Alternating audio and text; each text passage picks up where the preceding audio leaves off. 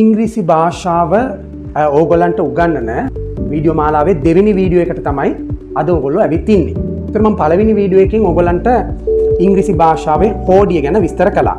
හෝඩිය කිව්වහම අකුරු 26 විතරක් නෙමෙයි ඒක භාවිතා කරන්නේ කොහොමද කියන එක පිළිබඳ අකුරු ගලපලා ශබ්ද නිර්මාණය කරන්නේ කොහොමද කියන එක පිළිබඳ මම ඒකෙන් සම්පූර්ණ විස්තරයක් කළා. ඒක එතකොට ඕගොල්ලෝ ඒක බැලුවේ නැත්නම් ඕගොල්ලන්ට හෝඩිය ගැටලු තියෙනවා නම් ඒ වීඩියෝ එක බලලා තමයි මේ දෙවෙනි වීඩියෝ එකට එන්න ඕනේ. එතකොට මම ඉංග්‍රීසි භාෂාවන් සහ භාෂාවන් කිහිපයක් ලංකාව පුරා සෑහෙන නගර ප්‍රමාණයක උගන්වලා මම අවබෝධ කරගෙන තියෙනවා ළමයින්ගේ දැනුම මට්ටම සහ ඒගොල්ලෝ ඉන්න තැන. එහෙනම් එක වසරේ ඉඳන් 12 වසර දක්වා ජෙනරල් ඉංග්‍රීසි කියන එක දක්වා ඉංග්‍රීසි ඉගෙනගෙන ආපු ළමයෙකුට උනත් විශ්වවිද්‍යාලවල කෝස් ඉගෙන කරපු ළමයින්ට උනත් අන්තිමට බලනකොට ඉංග්‍රීසි භාෂාවේ හෝඩියවත් හරියට ඉගෙනගෙන නැහැ. එතකොට එතන මොකක් හරි ගැටලුවක් තියෙනවා. එක්කෝ ඉගෙනගත්තු ක්‍රමයේ වැරද්දක් නැත්නම් උගන්වපු විෂය නිර්දේශයේ වැරද්දක්. එතකොට මම මේ කාලවකවානු තුල දිගටම දකිනවා මාස දෙකකින් දවස් 40න් දවස් 20න් දවස් 5න් ඉංග්‍රීසි උගන්වන පාඨමාලා. ඒතර নানা ප්‍රකාර කෝස් එහෙම කරන ඒතන් තියෙනවා. ඉතින් ලොකුම දේ තමයි භාෂාවක් කියන්නේ මොකක්ද කියන එක ලංකාවේ බහුතර පිරිසක් නොදන්නාකම. භාෂාවක ඉගෙන ගත යුතු පරාසය, භාෂාවක ඉගෙන ගන්නේ මොකක්ද කියලා දන්නේ නැති බහුතරයක්, තාර්කික ඥානයක් නැති බහුතරයක් ඉන්න සමාජයක තමයි අපිට මේක උගන්වන්න වෙලා තියෙන්නේ. ඒ ගැටලුව නිසාම තමයි මෙච්චර කාලයක් ඉංග්‍රීසි ඉගෙන ගන්න හෝ වෙනත් භාෂාවන් ඉගෙන ගන්න බැරි ගැටලුවක් ආවේ. ඒතකොට ඒ හින්දා මම පැහැදිලිවම ඔයගලන්ට ප්‍රකාශ කරනවා මේක දීර්ඝ ගමනක්. ඉංග්‍රීසි භාෂාව ඉගෙනගෙන යන දීර්ඝ වීඩියෝ මාලාවක දෙවෙනි වීඩියෝ එක. මම රොහාන් ග්ලෙන්ෂිල් පෙරේරා. ඒතර මේ දීර්ඝ ගමන ඕගොල්ලෝ දිගටම කරගෙන යන බලාපොරොත්තු වෙනවා. භාෂාවේ බිඳුවේ ඉඳන් කාර්ය සාධන මට්ටම දක්වා මම භාෂාව අරගෙන යනවා. එතකොට ඒ මට්ටමට යන්න දිගටම බලාපොරොත්තුවක් තියන අය මගේ channel එක subscribe කරලා bell button එක click කරාම ඕගොල්ලන්ට අලුතින් දාන ඊළඟ වීඩියෝ එක මම හැම මාසෙකටම වීඩියෝ 6-7ක් දාන බලාපොරොත්තු වෙන ඉංග්‍රීසි භාෂාව සම්බන්ධයෙන් සහ මම උගන්වන දේවල් සම්බන්ධයෙන්. එතකොට ඕගොල්ලන්ට ඒ ටික දාපු සනින් ලබා ගන්න පුළුවන් වෙනවා. මම උගන්වන මාධ්‍ය. එතකොට මම ඉංග්‍රීසි උගන්වන්නේ. බොහෝ අය ඒක පටලවගෙන ඉන්නවා. මොකද ඉංග්‍රීසි භාෂාව මම ඉගෙනුවට, භාෂාවක් ඉගෙනුවට භාෂාව උගන්වන මාධ්‍යයක් තියෙනවා. ආරම්භයකට භාෂාව දන්න කෙනෙකුට අපිට ඒක කරන්න පුළුවන්. දැන් සිංහල භාෂාව දන්නවා. ඒ වුණත් O level වලට ඒකක් ගන්නවයි කියන එක, උසස් පෙළ සිංහල විෂයට ඒකක් ගන්නවා කියන එක වෙනමම කාරණාවක්. එතකොට සිංහල භාෂාවෙන්ම සිංහල ඉගෙනුවත් එහෙම ගැටලු සහගත තත්ත්වයන් තියෙනවා. ඒතර භාෂාවක් නිවැරදිව අවබෝධ කරගත යුතුයි. එතකොට මම ඔයාලව මුල ඉඳන් බය කරන්නේ නැතුව නිවැරදිව පිළිවෙලකට මුල ඉඳන් තමයි මේ කෝස් එක අරගෙන යන්නේ. ඒ හින්දා මම කතා කරන මාධ්‍ය සිංහල මාධ්‍ය. මොකද බහුතර සිංහල සිසුන් සහ සිංහල ආරම්භකයෙකුට තමයි මේ පාඨමාලාව මම කරගෙන යන්න බලාපොරොත්තු වෙන්නේ. ඒකට සමහරක් අයට ගැටලුවක් එන්න පුළුවන්. එතකොට ඉංග්‍රීසියෙන්ම කරොත් නරකද හොඳද කියලා සමහරක් අයට ගැටලුවක් එන්න පුළුවන්.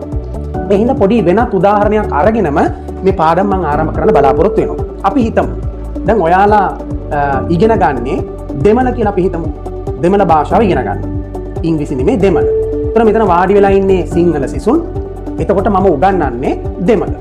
එතකොට මම දෙමළ භාෂාවේ හෝඩිය පටන් අරගෙන මම උගන්වගෙන ගියොත් දෙමළෙන්. නැත්තම් දැන් ලංකාවේ ගොඩක් දුරට ස්පෝකන් ඉංග්‍රීසි කියලානේ උගන්වන්නේ. ඒ වගේ ස්පෝකන් ටැමිල් මම උගන්වනවා කියලා හිතමු. කතා කරන දෙමළ භාෂාව මම උගන්වනවා. මම ආව ගමන් දෙමළෙන් කතා කරගෙන ගියොත්, දෙමළෙන් උගන්වගෙන ගියොත් ඕගොල්ලන්ට ඒක තේරුම් ගන්න පුළුවන්ද? තවදුරටත් මගේ පාඨමාලාව තුළ රැඳී ඉන්නවද? ඒක තීරණය කරලා තමයි අපි මේ පාඩම කරගෙන යන්න ඕනේ. මම චුට්ට වෙලාවක ඕගලන්ට දෙමළෙන් මොකක් හරි දෙයක් විස්තර කරන්නම්. ඕගලන්ට ඒක තේරෙනවද කියලා බලන්න. இப்ப நான் தமிழ் கதைக்கிற தமிழ் படிச்சு கொடுக்கறதுக்கு தான் இப்போ நான் இன்னைக்கு வந்தேன். இப்போ இந்த வீடியோ உள்ள நான் தமிழ் எப்படி கதைக்கிறது, தமிழ் சொற்கள் எப்படி போறது, தமிழ்ல வாக்கியம் செய்யறது எப்படின்னு சொல்றதுக்கு தான் நான் உங்களுக்கு இந்த வீடியோவில் நான் வந்திருக்கிறேன். இப்போ முதல்ல நம்ம பார்ப்போம் யாருக்கிட்ட சரி அவரோட பேர் என்ன, வயசு எத்தனை, எங்க இருக்கிறீங்க, எங்க இருந்து நீங்க வந்தீங்க, எப்படி நீங்கள் இந்த காலத்தில் ஜீவிக்கிறீங்க அந்த மாதிரி இது சரி கதைச்சா உங்களுக்கு அதை பற்றி இது சரி சொல்ல ஏழுமா? நான் இது சரி உங்கள்கிட்ட கேட்குறேன், உங்களோட பேர் என்ன, நீங்கள் எங்கே இருக்கிறீங்க, எங்கேருந்து வந்தீங்க, என்ன சாப்பிட்டீங்க நிற்கிறாவும், நாளைக்கு நீங்கள் என்ன செய்யறதுக்கு யோசனை பண்ணிக்கிட்டு இருக்கிறீங்க, அப்படி கதைச்சா உங்களுக்கு தமிழில் சரி சொல்ல ஏழுமா? நான் சொல்கிறதெல்லாம் உங்களுக்கு தெரியுதா? நான் சொல்கிறதெல்லாம் உங்களுக்கு கணக்கா விளங்குதா? கொஞ்சம் கதைச்சு பாருங்க, யோசனை பண்ணி பாருங்க, உங்களுக்கு விளங்குதான்ட்டு. දැන් මම කියපු ටික ඔයගලන්ට තේරුණාද? තේරුන්නේ නැහනේ. එහෙමනම් ඔයගොල්ලෝ මගෙන් දෙමළ ඉගෙන ගන්නවද? දෙමළ ඉගෙන ගන්නේ නැහැ. එහෙමනම් මම ඔය කියන්න උත්සාහ කරපු දේ තමයි ඕගලන්ට භාෂාවක් ඉගෙන ගන්න මාධ්‍යයක් මුලින්ම තියෙන්න ඕනේ ආරම්භකයෙකුට. ඒ හින්දා මම නිවැරදිව මේ ඉංග්‍රීසි භාෂාව කාර්ය සාධන මට්ටම දක්වා අරගෙන යනවා. භාෂාවකින් අපි කතා කරන්නේ මොකක්ද? ඒ වගේම අපි භාෂාවකින් මොන වගේ දේවල්ද ඉදිරිපත් කරන්නේ? අන්න ඒ ටික අපි පොඩ්ඩක් දැනගෙන තමයි භාෂාවට යන්න ඕනේ. හරි. ඕනෑම භාෂාවකින් අපි කරන්නේ ඉස්සරහා ඉන්න කෙනෙක් එක්ක අපි අදහස් වමාරු කරගන්නවා. ඒ කියන්නේ අපේ හැඟීම් ප්‍රකාශන, හැඟීමක්. ඒ වගේම අපේ අදහසක්. ඊළඟට ඔහුගේ තොරතුරු අපි දැනගන්නවා. එතකොට ඒ ගොඩක් දේවල් ඒක ඉගෙන ගන්න තියෙනවා. මේ දේවල් මම ප්‍රධාන කොටස් දෙකකට බෙදනවා. පළවෙනි එක තමයි සිදුවීම්. දෙවෙනි එක සිදුවීම් නොවන ප්‍රකාශ. එහෙනම් අපි භාෂාවකින් කතා කරන දේවල් ප්‍රධාන කොටස් දෙකකට අපිට බෙදන්න පුළුවන්. එක තමයි සිදුවීම්, අනිත් එක සිදුවීම් නොවන ප්‍රකාශ. ඒතර සිදුවීමක් කියලා කියන්නේ ඇක්ෂන් එකක්, ක්‍රියාවක්. සිදුවීමක් නොවන ප්‍රකාශයක් කියලා කියන්නේ නන් ඇක්ෂන් එකක්, ක්‍රියාවක් නොවන එකක්. අපි උදාහරණයක් හැටියට අපි බලමු. ඕගොල්ලෝ උදේ ඉඳන් රෑ දක්වා කරන සියලුම ක්‍රියාවන් සිදුවීම්, ඇක්ෂන් ගණයට තමයි වැටෙන්නේ. ඒතර උදේ පාන්දර නැගිටිනවා, දත් මදිනවා, මූණ හොදනවා, ඊළඟට කොහේ හරි ලෑස්ති වෙලා යනවා, ආපහු එනවා, කෑම කනවා. එතකොට එහෙම අපි කතා කරන සමස්තෙම සිදුවීම්. එතකොට අපි භාෂාවකින් කවුරු කතා කරත් සිදුවීම් කියන වර්ගය කතා කරනවා. සිදුවීම් අපි කතා කරන්නේ ප්‍රධාන ක්‍රියාපද පාවිච්චි කරලා. main verbs පාවිච්චි කරලා තමයි ඒ වාක්‍යයන් නිර්මාණය කරන්නේ. එතකොට සිදුවීමක් හැර වෙනත් දේවල් කියලා ගත්තොත් non action කියලා ගත්තොත් එහෙම ඒක තමයි අපි ඊට පස්සේ විස්තර කරන්නේ. ඒක අපි විස්තර කරන්නේ උපකාරක ක්‍රියාපද වලින්. අපි ආපහු බලමු. මම ඉංග්‍රීසි ඉගෙන ගන්නවා. ඒක සිදුවීමක්. එතකොට මම කියනවා ඉංග්‍රීසි භාෂාවක්. ඒක සිදුවීමක් නොවේ. මම කියනවා එයා ලස්සනයි. ඒක ලස්සනයි බං. එහෙනම් අපි කතා කරනවානේ. ඒක සිදුවීමක් නොවේ. එයා ලස්සනට අඳිනවා. ඒක සිදුවීමක්. එහෙමනම් ඔන්න ඕක තමයි කොටස් දෙක. මම මුලින්ම මේකේ උගන්වන්න බලාපොරොත්තු වෙන්නේ සිදුවීමක් නොවන ප්‍රකාශයක් නිර්මාණය කරන ආකාරය. ඒ කියන්නේ non action කියන එක තමයි මම ඉස්සෙල්ලාම උගන්වන්න බලාපොරොත්තු වෙන්නේ. සිදුවීමක් නොවන ප්‍රකාශයක් නිර්මාණය කරන්න උපකාරක ක්‍රියාපද පාවිච්චි කරනවා. ඒකට අපි ඉංග්‍රීසියෙන් අපිට එක එක වචන භාවිතා කරන්න පුළුවන්. මම ඕගලන්ට ඒක කියන්නේ helping verbs කියලා. helping verbs උපකාරක ක්‍රියාපද. එතකොට සිදුවීමක් වුණත් සිදුවීමක් නොවන ප්‍රකාශයක් වුණත් කාල භේදය අනුව අපිට කාල වර්ග ප්‍රධාන තුනක් තියෙනවා. ඒ කියන්නේ වර්තමාන කාලය. මේ කතා කරන මොහොත වර්තමානය. කතා කරන මොහොතට තප්පරයක් එහා සිට මේ ලෝකේ තිබිච්ච කාලය අතීතය. කතා කරන මොහොතට තප්පරයක් උඩ ඉඳලා මේ ලෝකයේ පවතින කාලය අනාගතය. එහෙනම් අනාගතයේ වර්තමානයේ රැඳී පවතින්නේ ඒ මැද තප්පරෙන්. ඒක පොඩ්ඩක් මත තබාගෙන තමයි අපි පාඩමට යන්න ඕනේ. දැන් එතකොට සිදුවීමක් නොවන ප්‍රකාශයක් අපි නිර්මාණය කරන්නේ උපකාරක ක්‍රියාපද වලින්. මෙතන මම දීලා තියෙනවා උපකාරක ක්‍රියාපද වර්ග 3ක්. මේක ඉංග්‍රීසි භාෂාව පොඩ්ඩක් හරි දැක්කනම් ඉගෙන ගත්තනම් බැලුවානම් අපිට මේ ක්‍රියාපද අහුවෙලා තියෙන්න ඕනේ. පළවෙනි ක්‍රියාපදේ බලන්න is, දෙක are, තුන am. මේ උපකාරක ක්‍රියාපද 3 වර්තමාන කාලයට අයත්. වර්තමානයේ අපි ඉංග්‍රීසියෙන් කියනවා මේ කතා කරන මොහොත present. ඊළඟට was, were. මේ තියෙන was, මේක were. මේ දෙක අතීත කාලයට අයත්. එතකොට අතීත කාලයට අපි ඉංග්‍රීසියෙන් කියනවා past කියලා. ඊළඟට මේ ඔක්කොගෙම අනාගතය will be. මෙතන will be, shall be, may be කියන ක්‍රියාපද තියෙනවා. ඒක පටලවා ගන්න අවශ්‍ය නැහැ දැනට. will be කියන එක මතක තබා ගන්න. will be කියන එක අනාගත කාලයට අයත් අනාගතයට අපි කියනවා future කියලා. ඊළඟට මේකෙදිම මම උපකාරක ක්‍රියාපද තුනක් අරගන්නවා. එකක් තමයි has, have. ඒක වර්තමාන කාලයට අයත්. මේකේ අතීතය had. මේක අතීතයට අයත්. මේකේ අනාගතය will have. will have තමයි අනාගතය. එහෙනම් සිදුවීමක් නොවන ප්‍රකාශ කියන මාතෘකාව අරගෙන මම ඔන්න ඔය උපකාරක ක්‍රියාපද වාක්‍යයක් තුලට දාන හැටි ඕගලන්ට උගන්වනවා. මේ පාඩම අපිට වීඩියෝ කිහිපයකින් ඉගෙන ගන්න පුළුවන්. මේ පාඩම අවසානයේදී අපිට පුළුවන් වෙනවා ඕගොල්ලෝ පිළිබඳ වාක්‍ය 100 ගණනක් ලියන්න. බල්ලා කිව්වොත් වාක්‍ය ගණනාවක් අපිට ලියන්න පුළුවන්. පෑන කිව්වම පෑන විස්තර කරන්න පුළුවන්. ශ්‍රී ලංකා කියලා අපිට රචනාවක් ලියන්න පුළුවන්. ඒක දැනට මතක තබා ගත යුතුයි.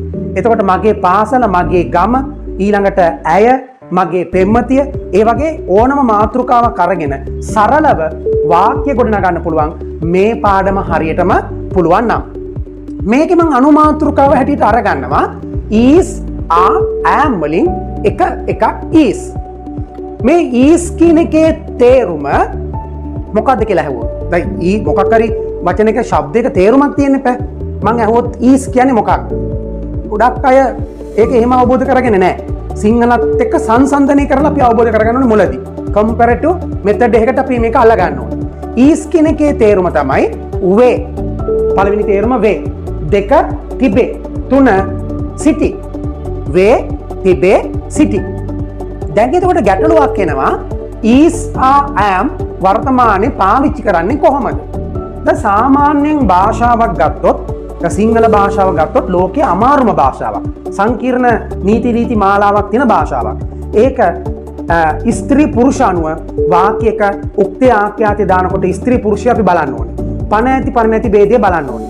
ශිෂ්ට අශිෂ්ට භාවය බලන්න ඕනේ. කතාව ලිවීම කියලා බලන්න ඕනේ. එතකොට ඒ වගේ ඒක වචන බහු වචන කියලා බලන්න ඕනේ. වෙනත් ඒ මං කිව් නොකිව් ආකාර ගණනාවක් බලන්න ඕනේ සිංහල භාෂාවේ වාක්‍යයක් ආරම්භ කරලා අවසන් කරන එක බලනකොට. ඉංග්‍රීසි භාෂාවේ අනිවාර්යෙන් අපිට බලන්න තියෙන්නේ ඒක වචනද බහු වචනද කියන එක පමණයි. මුලදී ඒක වචන සහ බහු වචන. එතකොට ස්ත්‍රී පුරුෂ අනුව වාක්‍යයේ අග වෙනසක් ඇති වෙන්නේ නැහැ. පණ ඇති පණ නැති කියලා වාක්‍ය අග වෙනස් වෙන්නේ නැහැ. එහෙනම් ඉංග්‍රීසි භාෂාවේ සරල නීති රීති ක්‍රමයක් යටතේ තමයි භාෂාව සම්පූර්ණයෙන්ම පිහිටලා තියෙන්නේ. එහෙනම් is කියන්නේ මොකක්ද? සිදුවීමක් නොවන ඕනෑම එක් නාමපදයක් ගැන කතා කරනවා නම්, එක් දෙයක් ගැන කතා කරනවා නම් ඒ වාක්‍ය අපි ලියන්න ඕනේ. නැත්නම් ඒ වාක්‍ය අපි ප්‍රකාශ කරන්න ඕනේ is දාලා. is දාලා. මේ is භාවිතා කරන සරලම අවස්ථාව මෙන්න මේ වචන දෙකෙන් ආරම්භ වෙනවා. එකක් තමයි this, අනිත් එක that. this කියලා කියන්නේ තමාගේ අතේ දොරින් යමක් තියෙනවා නම් this. එතකොට මේ මගේ අතේ යමක් තියෙනවා මට පෙන්න තෑගි this කියලා. ඊළඟට මගේ ළඟ කවර් එකක් තියෙනවා මට මේක පෙන්න තෑගි this කියලා. මට ඕන මොකක් හරි පොතක් අරගෙන පෙන්නන්න පුළුවන් this කියලා. එතකොට මේ මම උගන්වන මේ ස්ථානයේ මේ පන්තිය ගැන පෙන්නලා this කියලා මට කියන්න පුළුවන්. එතකොට this දානකොට සතිකුට this දාතයි. පුද්ගලයෙකුට this දාන්න පුළුවන්. ඕනෑම දෙයකට එකක් ගැන කතා කරනකොට this දාන්න පුළුවන්. අපට වඩා ඈතින් අපේ අතේ දුරට වඩා ඈතින් යමක් තියෙනවා නම් අපි දාන්න ඕනේ that කියන එක. එහෙමනම් මම ඔන්න ඉංග්‍රීසි සරලම වාක්‍ය ලියනවා this is. this is කියන්නේ මේක වේ. that is කියන්නේ අරක වේ. දැන් ඔන්න මම සරලම වාක්‍යයක් හදා ගන්නවා this is වලට පස්සේ වචනයක් දාලා. ඔන්න බලන්න පළවෙනි වාක්‍ය this is පූජා. ඒකේ තේරුම මේ පූජා. this is කවිඳු. ඒකේ තේරුම මේ කවිඳු. මේ කවිඳු වේ. මේ පූජා වේ. එතකොට කතා කරන භාෂාවේ කෙලිම this is කවිඳු. this is පූජා. this is චාපා. this is Mali. එහෙනම් මෙතන මොකද්ද වෙන්න ඕනේ? this is වලට පස්සේ අපි යොදන්නේ සංඥා නාමයක් නම්. ඒ කියන්නේ proper noun එකක් නම්. අපි ඒක එලෙසම එතෙන්ට දාන්න පුළුවන්. දැන් අපි ගත්තොත් එම this is වලට පස්සේ මම ඔතෙන්ට දානවා ගමක නමක්, නගරයක නමක්. එහෙනම් මම කියනවා මේ නුවර, this is Kandy, මේ කොළඹ, this is කොළඹ, මේ ගාල්ල, this is ගෝල්, මේ බණ්ඩාරවෙල, this is බණ්ඩාරවෙල. එහෙම අපිට කියන්න පුළුවන්. that is අපිට ගන්න පුළුවන් that is කේගෝල්. එහෙම අපිට ගන්න පුළුවන්. ඊළඟට this is වලට පස්සේ ප්‍රමාණ දක්වන නාමපදයක් දානවනම් ගණන් කළ නොහැකි ප්‍රමාණ දක්වන නාමපදයක් දානවනම් මේ තියෙන water වතුර ගණන් කරන්න බෑනේ වතුර 1යි වතුර 2යි කියලා ගණන් කරන්න බෑ. ඊළඟට අපි ගත්තොත් එහෙම milk කිරි ගණින්න බෑ. sugar ගණින්න බෑ. සීනි ගණින්න බෑ. සීනි 1යි සීනි 2යි කියලා ගණින්න බෑ. ඒතකොට wool කියන්නේ ලොම් ඕනම සතෙකුගේ ලොම් වලට wool කියලා ගන්න පුළුවන්. ඊළඟට cotton කපු කුළුන් වගේ එකකට cotton කියන්න පුළුවන්. ඒවා කපු 1යි කපු 2යි කියලා ගණින්න බෑ. කෙලින්ම අපිට නාමපද this is වලට පස්සේ that is වලට පස්සේ දාන්න පුළුවන්. දැන් අපි බලමු. මං කියනවා this is water මේ වතුර, that is milk අර කිරි, this is sugar මේ සීනි, that is wool අර ලොම්, this is cotton මේ කපු නේ. එතකොට මේ දවස්වල පොහොර ගැන කතා කරනවා fertilizer.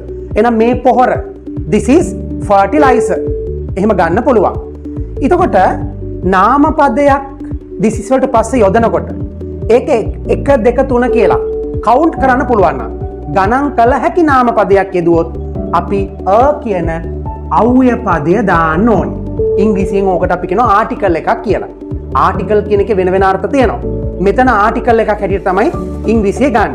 එතකොට අව්‍ය පදයක්. දැන් බලන්න. This is a cricket ball. මේක ක්‍රිකට් පන්දුවක්. මං කියනවා that is a cup of tea. අරක තේ කෝපයක්. මෙතන මතක තියාගන්න ඕනේ මම ටී කප් කිව්වොත් තේ කෝපයක් තමයි. ඒක ඇතුලේ තේ නැහැ. තේ තියෙන එකක් ගැන කතා කරනකොට භාජනයෙන් පටන් ගන්න ඕනේ. A cup of tea. තේ කෝපයක්. A glass of milk. කිරි වීදුරුවක්. A bottle of arak. අරක්කු බෝතලයක්. A bottle of Fanta.